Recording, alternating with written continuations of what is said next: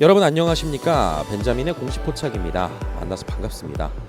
오늘 구독자분들께서 분석 영상 신청해 주셨던 종목 중에 이 포스코홀딩스 알아보는 시간을 갖도록 하겠습니다. 최근에 이제 증시 급등락하는 이 반복이 자꾸 일어나고 있습니다. 어제 이제 미 증시의 영향으로 국내 증시도 굉장히 큰 폭의 하락이 있었어요. 여기에 대해서 시장 전반적으로 상황을 잠깐 알아보고요. 그 다음에 여기에 대한 원인 알아보고 대응 방안에 대해서 좀 이야기 나눠보는 시간을 가질 거고요. 그 다음에 포스코홀딩스 같은 경우는 철강 사업이 매출의 대부분을 차지하죠. 그런데 작년에 주가 그렇게 크게 올라갔던 거는 신사업에 대한 기대감이었습니다. 리튬 사업하고 또 니켈 사업에 관련돼서요.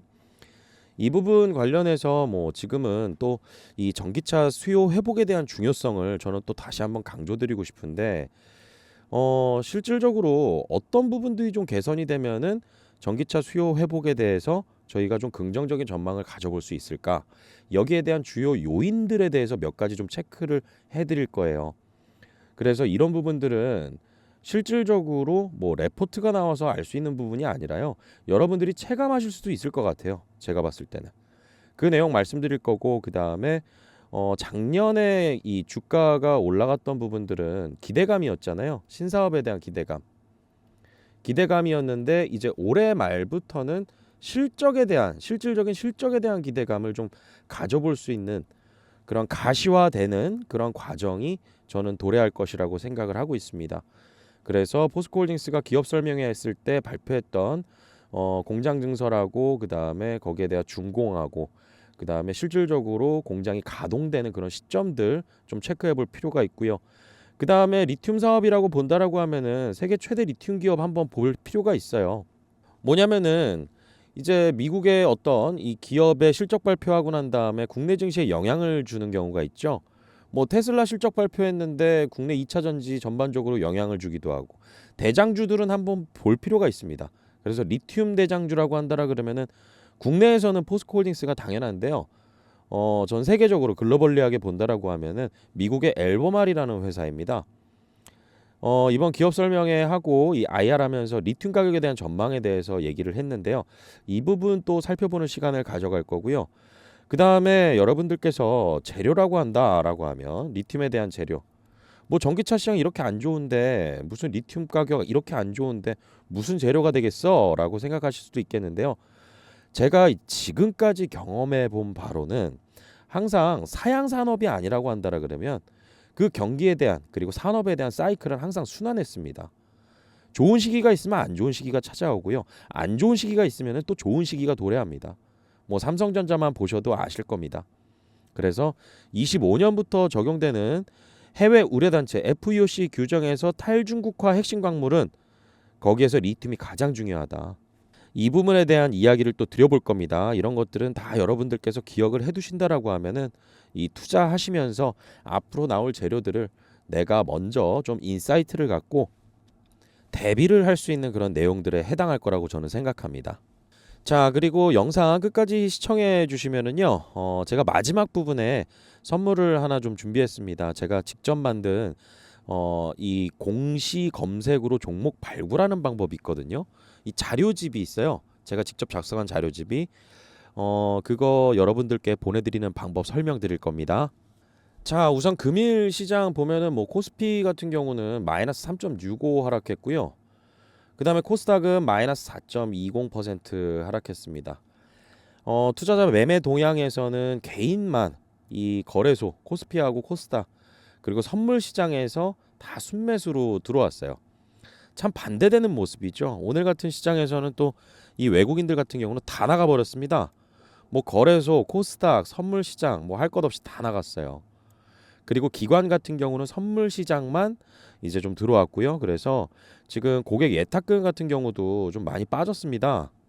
그리고 신용잔고 같은 경우도 지금 좀 빠진 모습들이 보이는데 이거는 반대 매매 영향으로 좀 보여요. 그래서 뭐 증시 하락하니까 뭐 돈들도 빼시고 그다음에 주가 내가 신용 그 잔고 비율 못 맞춰 가지고 신용 비율 못 맞춰서 반대 매매 나와 가지고 더 빠지고 그래서 하락에 하락을 부르는 이런 모습을 좀 보여준 시장이었는데요. 우선은 여기에 대한 원인을 좀 몇 가지 제가 정리를 해봤습니다. 여러 가지 이유 있어요. 그리고 상황에 따라 이 외국인들 움직임이 또 엄청나게 이 똑같은 패턴을 보여주지는 않습니다. 그래서 뭐 어제 본다라고 한다라 그러면은 채권 이 10년물 국채금리 미국 10년물 국채금리가 4% 미만까지 하락을 했는데도 불구하고 시장은 빠진 거죠. 그런데 그게 이 물가가 하락하는 데 있어서 연준이 이 기준금리를 이제 계속 올려왔었고 올려온 금리를 유지하고 있었잖아요. 유지하고 있었는데 아직 금리 인하 사이클에 본격적으로 돌입을 한 건 아닙니다. 근데 올해 초부터 시장만 한번 생각을 해보신다라 그러면은 금리 인하하는 그런 기대감이 생겼을 때마다 증시는 먼저 올랐어요. 먼저 항상 선반영했었습니다. 선반영했었고 그리고 약간 이 연준에서 부정적인 시그널을 발표하게 된다라고 하면은 그게 또 올라갔던 부분이 이제 다시 하락을 했는데 이 하락하는 폭이 올라갔던 폭보다 좀 덜했던 거죠. 그러면서 이제 뭐 올해 초에도 뭐 여러 가지 이야기가 나왔었는데 이번에 금리 인하 올해 몇 번 할 거다, 몇 번 할 거다 뭐 이런 얘기들 굉장히 많이 있었잖아요. 그런데 실질적으로 그 예측이나 이런 부분들 다 빗나가고 아직 한 번도 실질적으로 진행하지 않았습니다. 그리고 지금 9월에 대한 인하 기대감 이제 7월 건 끝났어요. 7월 FOMC 회의는 이 회의를 통해서 기준금리 결정하거든요. 8월은 없습니다. FOMC 회의가. 그렇기 때문에 9월에 대해서 금리 인하 기대감을 갖고는 있는데 그 이전에 주가가 먼저 올라갔던 부분들 그 다음에 AI 붐 이르면서 여기에 대한 자금의 쏠림들 그리고 증시가 또 이 실질적인 경기 침체 시그널보다도 먼저 이 주가가 좀 올라갔던 부분들 이런 것들이 이제 조정이 왔다라고 여러분들께서 보시면 되고요. 그런데 뭐 이런 지표들 나오고 난 다음에 얼마 전까지만 하더라도 증시가 올라가는 재료였어요. 뭐냐면은 신규 실업 수당 청구 건수 이 실업자들이 받는 이 청구 여기에 대해서 전주 대비해서 14,000건 늘어났다고 발표했습니다. ISM 7월 제조업 구매자 관리 지수 PMI가 좋지 않았던 것들, 일부 기업들의 실적 부진, 인공지능 분야의 성과 부진, 지정학적 우려, 중동 지역에 이런 것들 복합적으로 좀 있었는데 결국에 여러분들께서 메인으로 생각하셔야 되는 부분은 연준이 금리를 계속 인하를 미뤄왔던 거는 눈에 띄게 경기 지표가 둔화되는 것들을 볼 수가 없었다. 이 물가가 하락하는 모습을 우리가 확인하기가 어려웠었다. 이런 부분들이에요.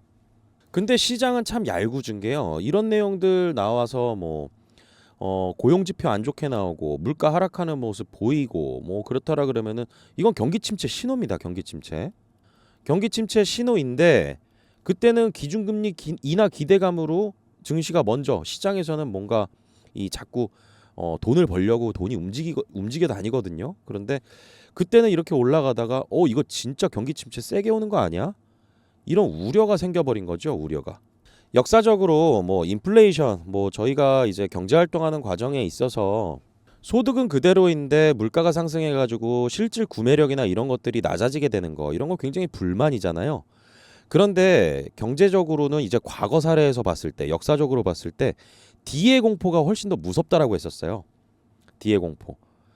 저는 이런 시기에서 뭐 경제 활동을 하지는 않았었지만은 이게 물가 하락입니다. 디플레이션. 근데 물가 하락하면 좋은 거 아니야? 이렇게 생각하실 수도 있겠죠. 그런데 물가가 하락하고 우리는 그것 때문에 더 많은 이 소비들을 할 수가 있고 그 다음에 더 많은 저축 여력이 생겨날 거라고 생각은 하지만은 그 디플레이션이 경기 침체로 오는 디플레이션이라고 하면은 이 굉장히 심각한 문제입니다. 왜냐하면은 물건을 만들어서 내놔도 시장에서 잘 안 팔린다라는 거죠. 그래서 기업의 실적들도 부진하고 그 다음에 고용도 이제 축소하는 겁니다. 고용도. 그럼 일자리가 별로 없는 거예요. 그리고 대량의 실업이 일어나고 그래서 기업들은 이제 재화 서비스를 만들어 가지고 시장에 내다 팔아야 되는데 소비자들의 소비 여력이 경기가 안 좋아 가지고 물건을 살 수 있는 구매력이 떨어지는 겁니다. 이 부분은 정말 심각한 문제인데 이거를 우려한다라는 거죠. 근데 이건 아직까지 우려이고요. 여기에 있어서 진짜 이 저희는 앞으로 좀 예측하고 좀 알아봐야 되는 부분들은 기업의 실적이 되겠죠, 실적. 그래서 그 기업들이 이 경기 침체에 대한 우려를 종식시키고 좋은 실적들을 발표를 많이 한다. 제조업 분야에서, 서비스업 분야에서 여러 가지 이 업종들에서 이제 제대로 된 실적들이 좀 나오게 된다라고 하면은 이거는 소프트 랜딩으로 가서 금리 인하를 하면서도 건전한 어떤 조정이 일어나는 부분이다라고 볼 수가 있겠는데, 이거는 이제 아직까지는 예단인 것뿐인 거고 확정하기는 굉장히 어려운 부분입니다. 그래서 이 부분을 정말로 커다란 어떠한 이 증시의 쇼크라고 볼 수 있다라고 보면 저는 아니에요. 이런 일 발생하잖아요. 그러면 여러분들께서 딱 한 가지만 기억하시면 돼요. 이게 신용경색이 찾아와 가지고요, 금융권이 망합니다. 금융권의 전이가 돼요. 그래서 망하는 금융사들 뭐 진짜 생겨나게 될 때, 그럴 때 진짜 크리티컬한 어떤 시그널이 된다고 여러분들께서 보시면 되고, 아직까진 그런 거는 아니니까 우리는 좀 지켜볼 필요가 있다. 저는 그렇게 말씀드리고 싶습니다. 그리고 또 기사 내용 하나 이제 보여드릴 텐데, 우리나라도 마찬가지고 미국도 마찬가지고 정부의 보조금이 더해져서 이제 전기차 판매가 일어나게 되는데, 아직까지 내연기관차 대비해서 가격 메리트가 좀 부족한 상황입니다. 내연기관차 똑같은 이제 이 휘발유를 이제 써서 가는 그 자동차가 만약에 2천만 원이에요. 2천만 원인데 같은 성능의 그런 급으로 본다라고 해서 2천만 원짜리 전기차를 산다라고 하면은, 이거는 뭐 예를 들어서 아반떼급인데, 이거는 2천만 원짜리가 뭐 예를 들어서 정말 소형 경차 뭐 이런 급이다라고 하면은 여기서 차이가 벌어지게 되는 거죠. 그래서 같은 가격으로 같은 동급의 차를 탈 수 있다라는 부분으로 봤을 때는 지금 무슨 차이가 있느냐? 가격에 대한 차이도 있고요. 그 다음에 중요한 부분, 이 전기차를 운영하면서 나가는 이 코스트들도 있습니다. 비용들. 그런데 굉장히 높은 보험료가 얘기가 많이 나왔죠.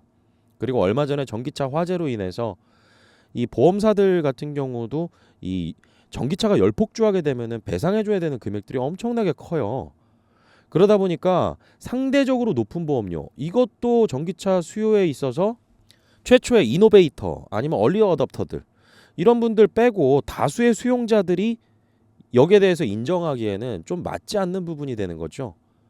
그리고 수리비 같은 경우도 일반적으로 더 높고, 그 다음에 감가에 대한 부분들도 더 높고, 그래서 이런 부분들은 여러분들께서 실생활에서 어떻게 개선되는지 관심 있게 보셔야 되는 부분들이고, 이런 것들은 보도자료를 볼 필요가 있어요.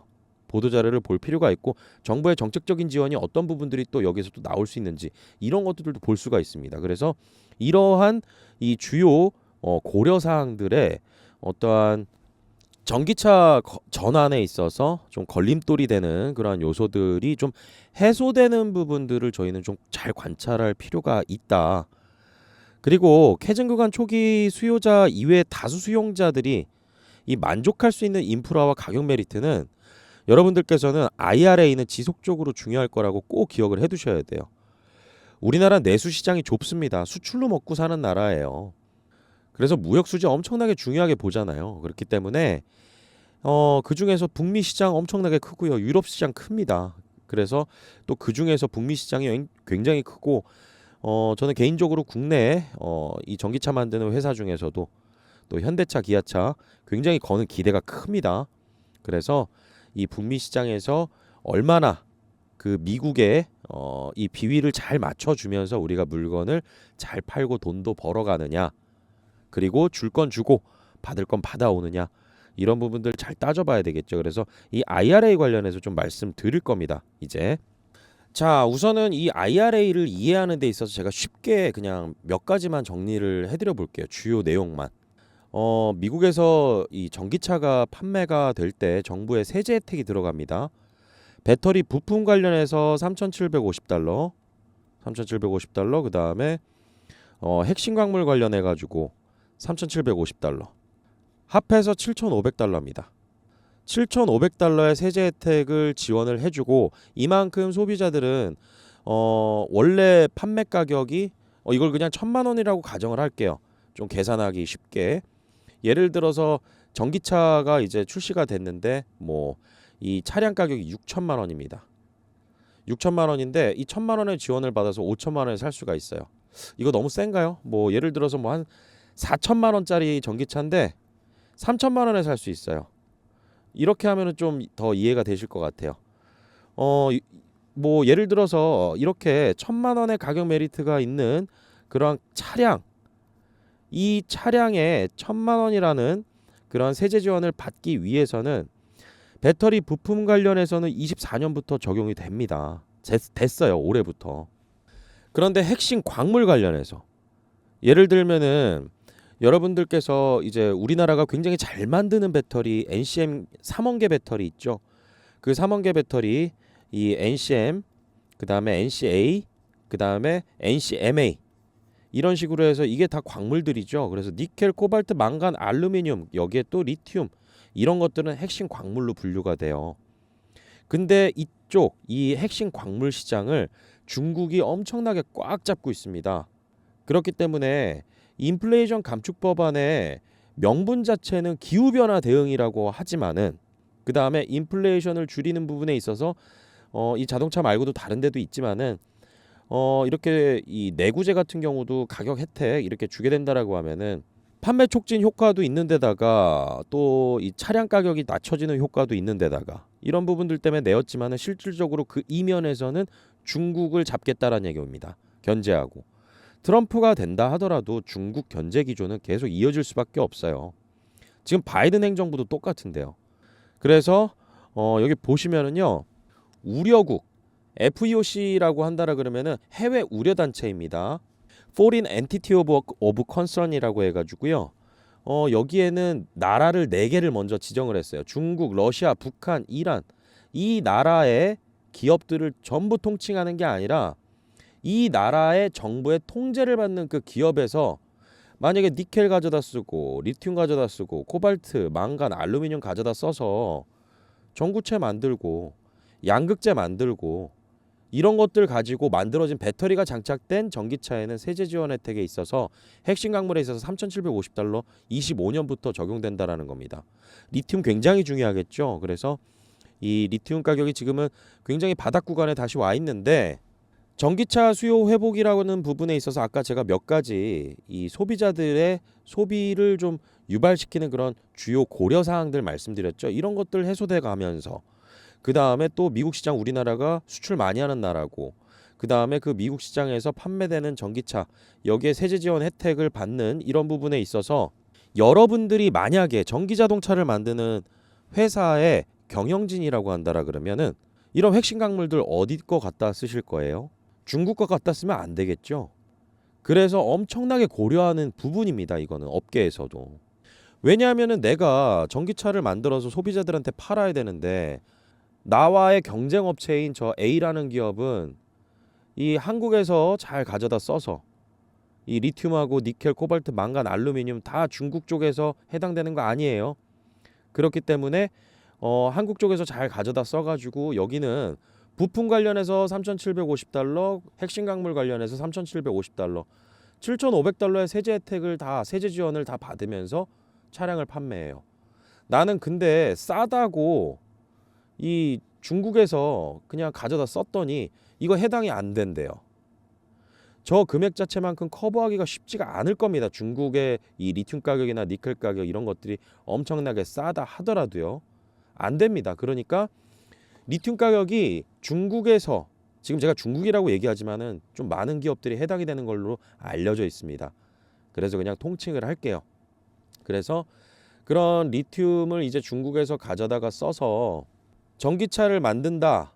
근데 싸다고 썼더니 이거는 세제 지원 혜택에 해당이 안 된다.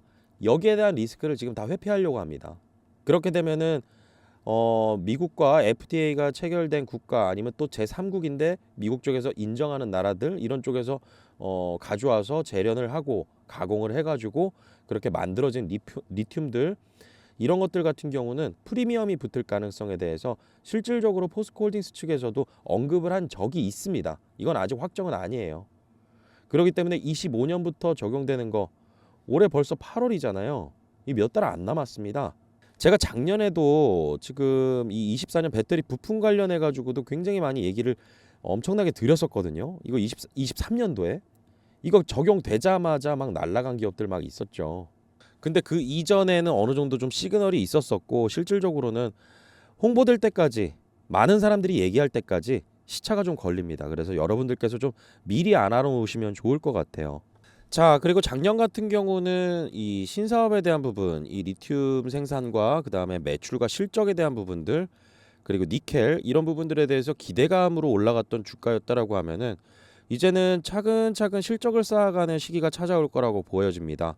그러면은 주가가 올라간다 하더라도요, 이 하단을 좀 지지할 수 있는 그러한 쿠션을 만들어 놓을 수가 있습니다. 그래서 PPLS, 포스코 필바라 리튬 솔루션, 포스코 홀딩스하고 필바라 미네랄스라고 하는 이 회사하고 합작법인 만들어서 필바라 미네랄스가 이제 호주의 그 리튬 채굴 기업이거든요. 그래서 그 채굴에서 포스코 필바라 리튬 솔루션에 갖다 주면은 여기서 이제 수산 리튬 이런 것들 생산해 가지고 이제 포스코 퓨처엠에 가져가게 되는 거죠. 그리고 외판도 이제 예정이 돼 있고 그래서 일정들 본다라고 하면은 1공장은 이제 작년 11월에 준공이 됐고요. 근데 준공된다라고 해가지고 이 바로바로 매출이 뽑아지지가 않습니다. 이게 공장이 이게 완벽하게 전부 다 100% 가동될 때까지는 시간이 좀 걸려요. 그걸 램프업 기간이라고 하거든요. 이게 기본적으로 1년 정도를 잡습니다. 1년 정도를 잡는데 지금 6월 1 가동률 최대 76%까지도 기록을 했었고 이제 25년도 2월 내년 2월에는 풀 가동을 목표로 한다라고 했는데 제가 들었던 내용이 하나 있거든요. 그 컨퍼런스 콜에서 들었던 내용이 하나가 있었는데 그게 3분기 돼서는 아마도 그냥 1분기, 2분기 제외하고 이거는 제외하고 3분기만 딱 띄워놨을 때 영업이익에 대해서 흑자가 날 가능성도 좀 열어두고 있다라는 내용이 나왔어요. 이것도 아마 실질적으로 일어나게 된다라고 하면은 여기에 대해서 분명히 홍보 활동이 일어날 겁니다. 포스코 홀딩스는 주가에 있어서 홍보 활동 엄청나게 해야 돼요. 그래서 9월 달에는 이제 이 교환사채 투자자들이 풋옵션을 행사할 수 있는 그 기간이 시작이 되는 또 달입니다. 24년도. 그래서 주가에 대한 부분에 있어서 굉장히 압박을 좀 어느 정도 받을 거라고 봐요, 저는. 이건 예전에 과거에 좀 얘기를 제가 말씀을 많이 드렸던 교환사채 관련된 내용이고요. 그리고 또 이 공장 같은 경우는 24년도 9월 준공됐고 이제 내년 9월까지 풀가동 목표 1년이죠, 1년. 보수적으로 얘기를 한 건데 좀 일찍 당겨줄 수도 있습니다. 그리고 기대하는 부분 포스코 아르헨티나 이 염수 리튬이죠. 이 돌 속에서 캐는 게 이제 광석 리튬 포스코 필바라 리튬 솔루션이고요. 그 다음에 염호에서 리튬을 채굴하는 거 이거는 24년 7월 시운전 완료했고 25년도 4월에 풀 가동 목표입니다. 이건 좀 빨라요. 조금 빠릅니다. 이 염수 리튬이 돈이 좀 많이 남습니다. 그렇기 때문에 이 광석 리튬하고 이 여러 가지 차이점이 조금은 있는데 그래도 마진율이 높은 게 염수 리튬이에요. 그리고 포스코 홀딩스 같은 경우는 이제 필바라 미네랄스하고 이제 계약이라는 부분에 있어서 리튬 가격이 이제 비쌀 때 사와가지고 만약에 이 가격이 떨어진다라고 하면 떨어진 가격에 팔아가지고 여기에 대해서 손해가 보는 이런 구조가 아니라 가져오는 시점 상관없이 그냥 이 판매하는 시점에 있어서 그냥 마진 붙여서 파는 구조래요. 마진. 그렇기 때문에 이 이익에 대한 안정성 이런 부분들을 좀 깔고 가는 이러한 가능성이 좀 있습니다. 그런데 아직까지 염수 리튬에 대한 부분은 좀 알려진 바가 없습니다. 그렇기 때문에 저희가 앨범알이라는 회사, 뭐 광석 리튬, 염수 리튬 다 아는 회사죠. 이런 회사를 좀 알아볼 필요가 있어요. 그리고 아까 제가 리튬 말씀드렸었는데 니켈도 엄청나게 중요합니다. IRA 관련해서. 그래서 이 니켈 관련해서도 여러분들께서 이 전구체 관련 기업들 중에서 이 IRA에 적격한 전구체를 생산해내는 그런 기업들의 제품들 같은 경우는 이 전기차 OEM사들이 엄청나게 선호할 수밖에 없습니다. 그래서 전구체 시장 같은 경우도 중국이 꽉 잡고 있는데 이 전구체 기업 중에서 이제 CNGR이라는 중국 회사가 있죠. 이 CNGR이라는 중국 회사가 우회해서 한국으로 지금 들어오고 있어요. 한국 통해 가지고 미국으로 가서 돈 벌려고. 이 부분은 저는 쉽지 않을 거라고 봅니다. 그래서 저는 이 한국 기업들이 미국과 우호적인 관계를 계속 잘 가져가는 게 우리나라도 돈 벌고 그 다음에 경제적으로 이득이니까 뭐 좀 기분 나쁜 거 있어도 참고 그 다음에 또 국가에서도 잘 이제 지원도 해주고 이렇게 하면서 가야 될 텐데 뭐 사실 이 정치적인 리스크 같은 경우는 조금은 지금 배제해두고 제가 말씀을 드리는 부분입니다. 그래서 지금은 이제 앞으로 또 그런 리스크가 어떤 부분이 있을까는 계속 생각을 해볼 부분이고 앞으로 또 정보들을 계속 업데이트 해 나가야 되는 그런 과정 속에 있는 거죠. 그래서 지금 뭐 전구체 쪽도 마찬가지고 포스코 퓨처엠 쪽이 이제 또 경쟁력을 가지고 있고요. 이 전구체 이외에도 이제 음극재도 굉장히 중요해질 겁니다. 음극재. 이거는 이 전구체나 이런 리튬보다도 더 희귀해질 가능성이 있어요. IRA에 해당되는 음극재를 만들어내는 게. 그래서 이런 음극재를 만드는 회사 또 포스코 퓨처엠이죠. 그렇기 때문에 포스코홀딩스 같은 경우는 이제 이 원재료를 하는 업스트림 단계부터 해서 처음 A부터 Z까지 하게 되는 이런 단계까지 다 하고 있으니까 이 리튬에 있어서는 앞으로 실적에 대한 가시화되는 부분들은 하반기부터 어느 정도 전망을 해볼 수 있는 부분이다라고 이야기를 드릴 수 있을 것 같습니다. 자, 그리고 마지막으로 이제 여러분들께 이 리튬 기업의 가장 이 대장주라고 할 수 있는 앨범알이라는 기업. 이 기업에서 뭐 실적에 대해서 다 설명해 드리지는 않을 겁니다. 왜냐하면 시간 관계상 가장 중요한 이슈 부분들만 좀 말씀드리고 더 자세한 내용들은 저 벤자민이 운영하는 텔레그램 채널 이따가 참여 방법 알려드릴 테니까요. 거기 들어오셔서 좀 확인해 보시면 좋을 것 같습니다. 우선은 이 리튬에 대한 수요가요. 이 앨범알이라는 기업에서는 24년도부터 해가지고 30년도까지 연평균 15에서 20% 정도까지 성장을 할 거다라고 보고는 있어요. 하지만은 중요한 거 결국에는 이 배터리를 만들 때 가장 많은 이 원가 비중을 차지하는 게 다 광물들의 가격이거든요. 그런데 여기 보시면은요, 이 글로벌 여기에 이제 ICE라고 써 있는 거 있죠. 이게 내연기관차입니다. 그래서 배터리 비용하고 내연기관차하고 이제 비용에 대한 부분을 좀 맞춰서 전기차가 가격 경쟁력이 있으려면은 이게 킬로와트시입니다. 아이오닉 5가 이제 한 84 킬로와트시 정도 될 겁니다. 킬로와트시 정도 될 거고요. 1 킬로와트시당 이 달러 100달러 정도가 됐을 때 이제 가격 경쟁력이 더 전기차가 생길 것이다. 그래서 셀 메이커 같은 경우는 비용을 줄이는 부분에 있어서 이 광물 가격에 대한 영향도 있겠지만은 다른 여러 분야로 원가 경쟁력을 갖추려면은 배터리 가격에 대한 부분이 굉장히 중요하다. 그래서 리튬 수요는 계속 있을 거지만은 저는 이 가격이 과거와 같은 엄청난 급등을 만들어낸다라고 하면 전기차 대중화는 또 멀어질 거라고 생각이 들어요. 그리고 지금 이 회사에도 좀 언급한 부분이 있었는데 이 공급적인 측면에서요. 리튬 지금 최근에 이 리튬 관련된 부분에 투자가 굉장히 감소하고 있다라고 언급을 하고 있어요. 그리고 실질적으로 원가 경쟁력 안 되는 데들은 조업 중단하고 그럴 수밖에 없습니다. 그래서 중장기적으로 이제 공급에 대한 리스크가 생길 수 있다라는 부분을 좀 언급을 했습니다. 이 회사에서. 근데 이 리튬 시장의 좀 특성이 그런 부분들이 있습니다. 왜냐하면은 과거에도 이런 사례들이 있었거든요. 가격이 막 엄청나게 떨어지면은 망하는 데들이 나와요. 그 망하는 회사들이 나오고 그 망하는 회사들이 막 자기네들끼리 이제 인수합병하고 하나로 합쳐지고 그리고 난 다음에 급작스럽게 수요가 확 올라가게 되면은 이 리튬은 만들고 싶다고 갑자기 뚝딱 만들어지지가 않아요. 생산에 대한 부분도 연 단위로 계획을 하기 때문에 수급 불일치 현상이 과거에도 일어났던 적들이 여러 번 있었습니다.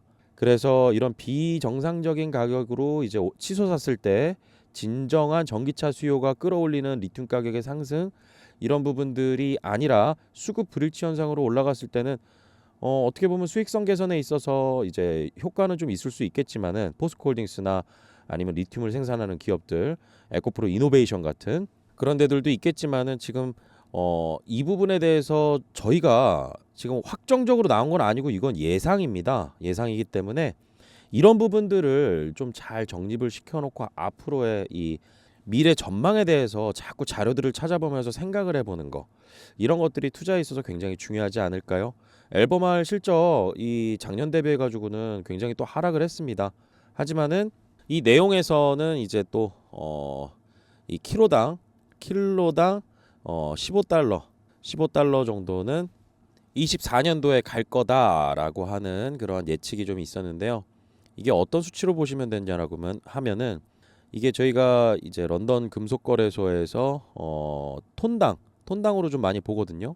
근데 과거에 이제 올해 한 2월 말까지만 하더라도 12,000불대가 이 깨지려고 했을 때가 저점이라 그랬어요.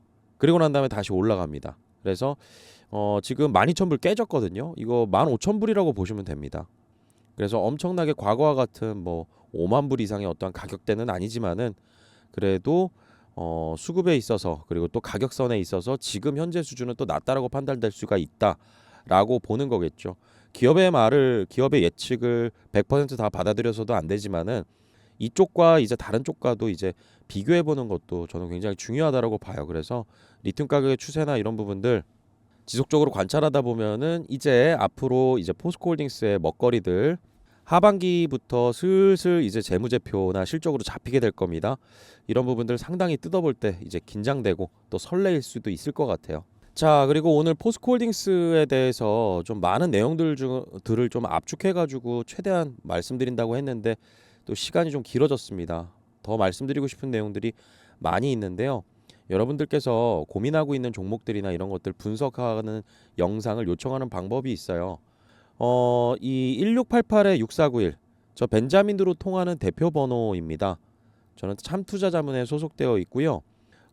이 번호로 문자로 이 종목 이름 발송해 주시면 됩니다. 문자 보낼 수가 있습니다. 참투자자문은 제도권 금융회사입니다.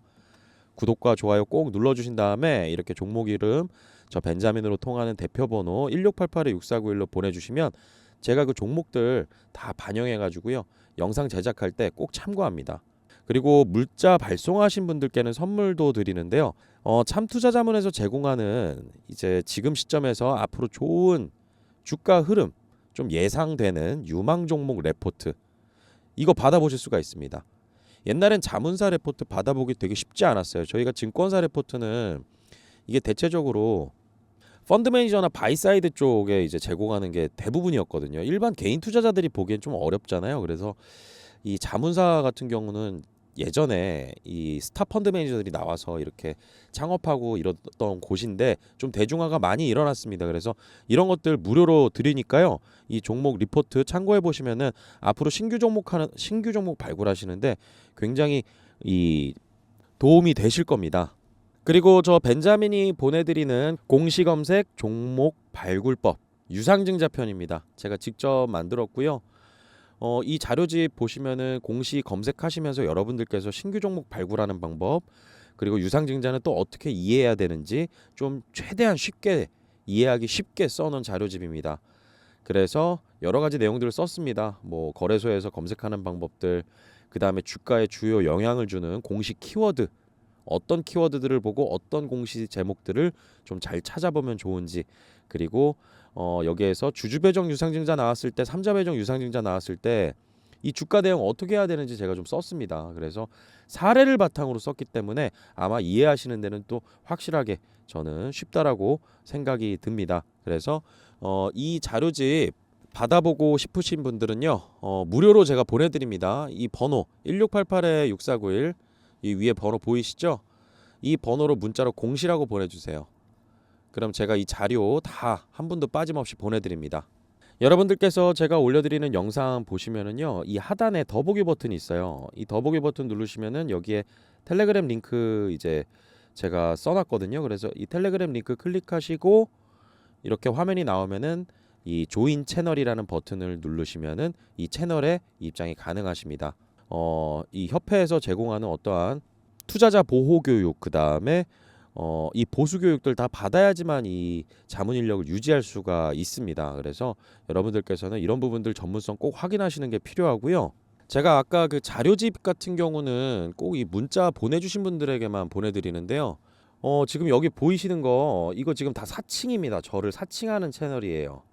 저는 카카오 채널 운영하지 않습니다. 지금 이 프로필 사진 같은 경우도 제가 옛날에 썼던 그 채널의 프로필 사진이에요. 그래서 벤자민의 공식 포차 여기 지금 여러분들 또 몇 분 들어가 계시는데 저는 이 카카오 채널 절대 운영하지 않습니다. 저를 사칭하는 채널이에요. 그렇기 때문에 저런 자료집이나 이런 것들 그냥 이제 막 배포했다가는 사칭 채널 관련자들이 저라고 또 이제 안 좋은 행동들을 하게 되는 거죠. 그렇기 때문에 그런 부분들도 이제 방지하기 위해서 문자 보내주신 분들에게 보내드리니까요.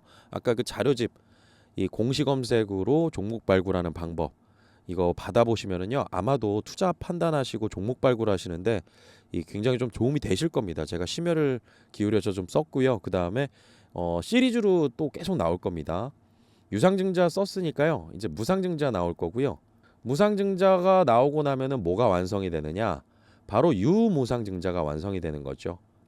유무상증자 너무나 유명해졌을 때가 있잖아요. 이 유무상증자 22년도에 코스모 화학이 제일 먼저 했었고 2차 전지에서는 그 다음에 에코프로 BM이 했었고 그리고 또 여러분들 투자하시다 보면 갑자기 유상증자 공시나는데 막 이 금요일 날 장 끝나고 내 가지고 개파락하는 경우들 막 있습니다. 뭐 에코앤드림도 그랬었고 SK 이노베이션도 그랬었고요.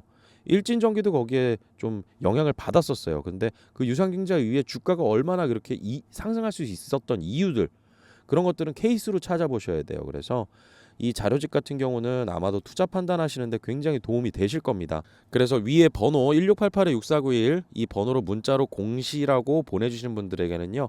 한 분도 빠짐없이 다 제가 보내드릴 테니까요. 저 벤자민과 함께 정보 공유 잘 하시고요. 앞으로 좋은 투자 수익 기회 잘 만들어 가시길 바라겠습니다. 오늘 영상 마치겠습니다. 구독과 좋아요는 큰 힘이 됩니다. 벤자민이었습니다.